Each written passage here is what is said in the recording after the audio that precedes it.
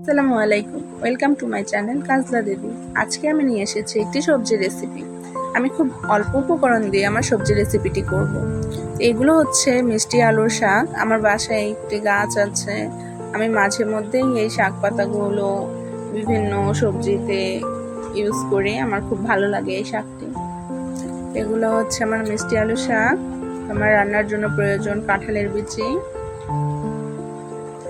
বেগুন, পটল,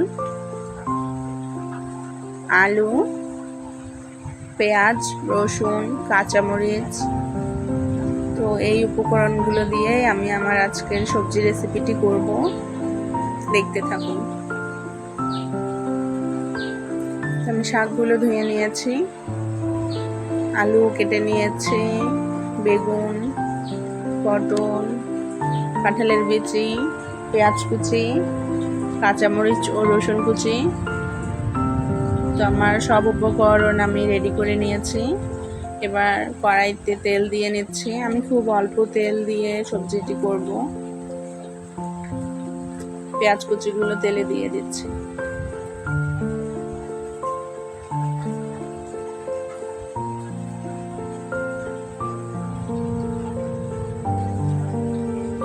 পেঁয়াজগুলো একটু বাদামি রং হয়ে আসা পর্যন্ত ভেজে নেব।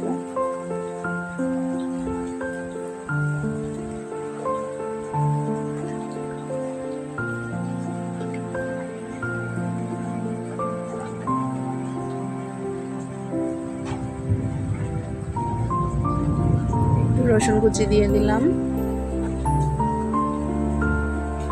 কাঁচামরিচ কুচিগুলো দিয়ে দিলাম। এবার কাঁঠালের বিচিগুলো দিয়ে দিচ্ছি। কাঁঠালের বিচিগুলো প্রথমেই দিয়ে দিলাম, কারণ কাঁঠালের বিচিগুলো সিদ্ধ হতে একটু সময় লাগবে, তাই। এবার আমি শুকনো উপকরণ দিয়ে দিচ্ছি, লবণ, হলুদ, মরিচ গুঁড়ো, জিরে গুঁড়ো আর একটু পাঁচফোড়ন গুঁড়ো।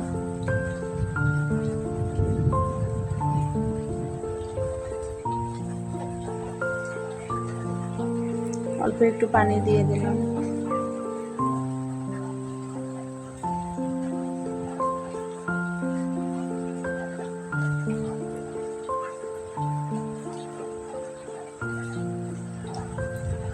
এবার একটি ঢাকনা দিয়ে ঢেকে দিচ্ছি।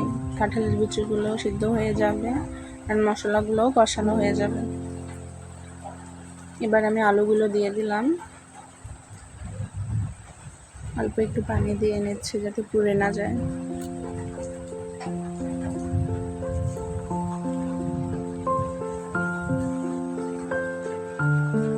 আমি কেটে রাখা পটলগুলো দিয়ে দিলাম, কেটে রাখা বেগুন। এবার আমার ধুয়ে রাখা শাকগুলো দিয়ে দিচ্ছি। শাকগুলো কাটার প্রয়োজন হয় না, এমনিতেই অনেক ছোট।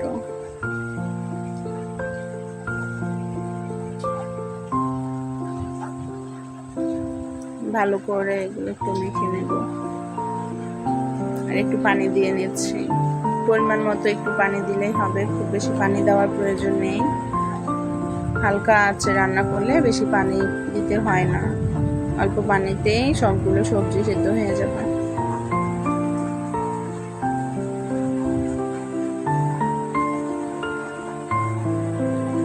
আর কেউ যদি রান্নায় বেশি তেল ইউজ করে তাহলে পানির আর প্রয়োজন হয় না, হালকা আঁচে ওই তেলের মধ্যেই সব সবজি সিদ্ধ হয়ে যায়। কিন্তু আমি রান্নায় তেল অনেক কম ইউজ করি, তাই পানি দিয়েছি। আমার সবজিগুলো অনেকটাই সিদ্ধ হয়ে গেছে।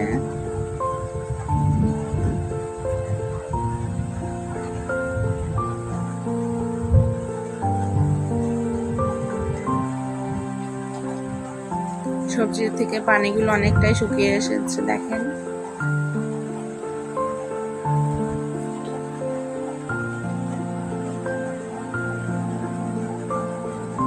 কাঁঠালের বিচিগুলো সিদ্ধ হয়ে গেছে, আমি একটু চেক করে দেখলাম। আমার সবজি রান্না শেষ। এই দেখুন আমার মজাদার সবজি রেসিপি। Thank you.